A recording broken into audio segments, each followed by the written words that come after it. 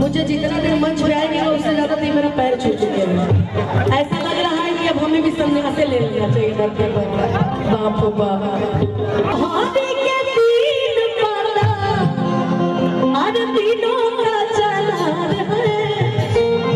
कि तीनों का चलान है। हे विकास जी, हर देश जी के तीन गो बहिनिया माता के धागा खेला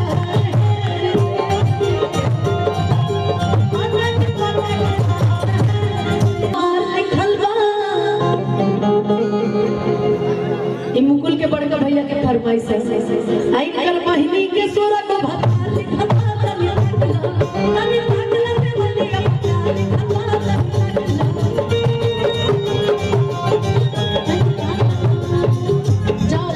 जाओ तुम्हें माफ किया, जाओ मैंने माफ किया। मेरी बारी भागे भागे से रह रहे हैं इतना ही कुर्सी ऐसे हम मनावल करो नहीं खाती। एक सेकंड सेवा पानी भरपूर तो भागल गए रहता नहीं दिल्ली का सुंदर व्यवस्था कर लेनी तो कहूंगा कि कुर्सी बनवली तहरा थी के नाम के ना लगल बता बात के कोई बचा ना लगल बता कोई बचा कुर्सी बनवली तहरा थी के नाम के ना की कुर्सी बनवली की कुर्सी बनवली सही सही गा दीजिए कि तहरा पीछा के नाम के ना लगल बता बात के कोई बचा ना लगल बता बात के कोई बचा। हिमांशु जी को तनी रितेश के गरियाई नहीं मामा लगे मामा बाप बाप ना लगल बताहरा बाप के कोई बचा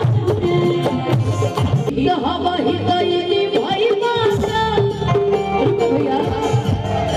कि ही कहवा ही तईनी भाई माता नि भाई माता अभी जी कमत हमारा भाई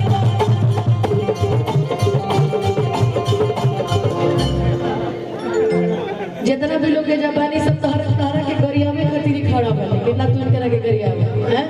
ये बताई दीदी मान ली मुकेश लेके तो बिया हो गई लेकिन जड़ा आ गल बरो के ही लोग में खाली चाहता है कंजूस सार बिना पैसा रुपया के आइबा ऐसे कहो कि जे कर भाई का